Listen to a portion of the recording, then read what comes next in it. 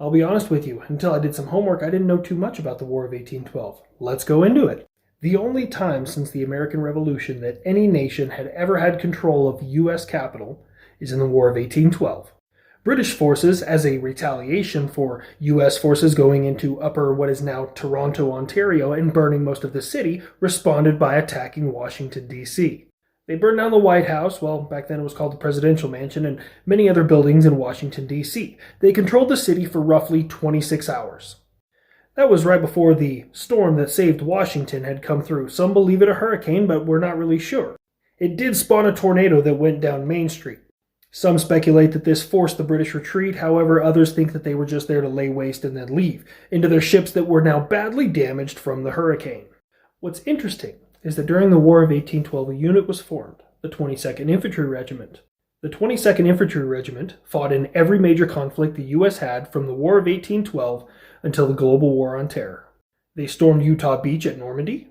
They were the battalion on the ground in October of 2003 that pulled Saddam Hussein out of his hole. Interestingly enough, soldiers in this unit, when they salute an officer, they sound off with, "Regulars, by God." On July 5, 1814, the Battle of Chippewa took place. Members of the 25th, the 22nd, and the 11th Infantry Regiment met with the British forces.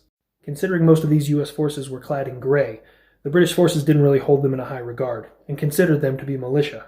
The British commander, Riall, expected the U.S. forces to crumble after the first couple volleys. The U.S. forces never faltered, never failed, and never stopped. Realizing his error, in his retreat he exclaimed, "Those are regulars, by God."